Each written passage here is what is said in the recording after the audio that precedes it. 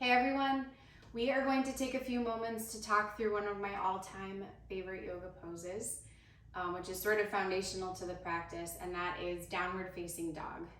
So this is a shape that in most Vinyasa yoga classes that you take, there will be multiple downward facing dogs. Many branches of yoga and different disciplines will incorporate this posture in some capacity. So it's a good one to begin to get comfortable with. And I remember my very first yoga practice that I ever took at a studio in Cambridge, in Massachusetts. I felt very uncomfortable in this shape, and it has taken many years to find a lot of comfort and kind of consider it a resting pose. So if it doesn't feel like that at the beginning, very normal. So just putting that out there. So it's helpful to think about hand and foot placement in this shape. So coming down to knees, it's very easy to bring your hands too close together and thereby not really have enough surface area in your down dog. And it's also pretty easy to have them too far apart. So a nice distance for me, for my sort of physiological makeup and anatomy, is about shoulder width distance. It's never exact, but that sort of approximate distance works for me.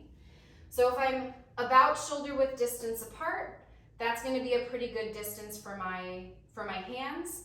Also notice that my fingers are splayed nice and wide. They are not together, again allowing for more surface area so that when I'm upside down in the shape, my fingers are helping to take on some of the weight of my full body in that upside down shape. If I bring my hands closer together, it's more work sort of on my wrists and the bones in this part of my hand doing more of the work. So I want to have my fingers nice and wide. I don't have my middle finger exactly facing forward. I sort of turn it just to like a tiny bit of an angle, and sort of the space between my pointer finger and my middle finger, that's the part that's really facing forward on my mat. So once I have my hands set, the next thing are my hips and my legs. So while my feet are about shoulder width distance apart, I like to have my feet about hips width distance apart. So hands shoulder width, feet hip width.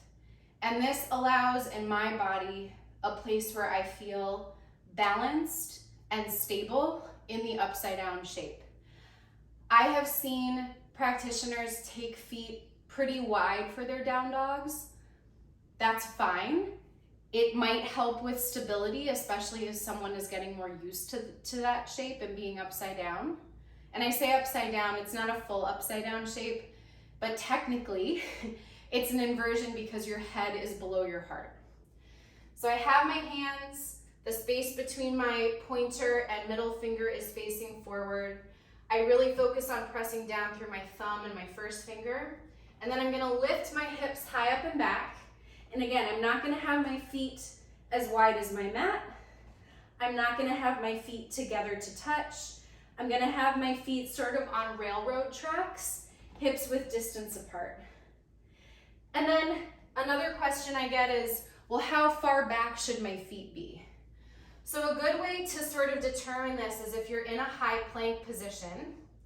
Usually when you press back into your down dog, that's sort of the distance that your feet are going to be. So when you're here in a high plank, you send your hips high up and back, and that's the distance of your feet. For some people, that's gonna feel too far back, especially if the hamstrings are not warmed up or are notoriously tight. You might need to take a step in, and that's completely okay.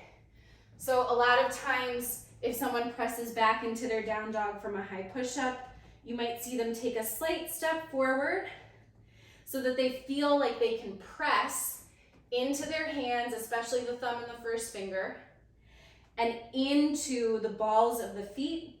The heels might be lifted, totally fine. And finding a place here where the chest can move back toward the thighs. So we see sort of this nice line where things are pretty straight in the chest the upper body, and then as we look at the back body, the legs might not be totally straight. That's partly how the hamstrings feel and how open they are. Many of the down dogs that I take have bent knees to help account for that. So I don't often have straight legs, and that's okay. So finding a place here where I can tilt my tailbone up a little bit, just a little bit. So it's not rotated under, it's not sticking all the way up so that my chest also has to arc. It's neutral, but I'm also tilting it just a little bit up toward the ceiling. And this is a down dog that feels really comfortable for me. You'll also notice that I'm not looking forward and like arching my neck. I'm not dropping my head so much that it's out of line with my arms. Typically, the head and the chest are in one line with the upper body arms. So the gaze is somewhere between the legs. Yeah.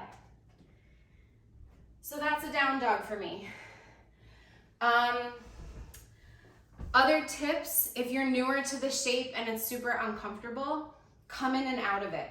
So take a down dog for 3 or 4 breaths, and then you might come down to a child's pose or down to your knees, and then you can come back.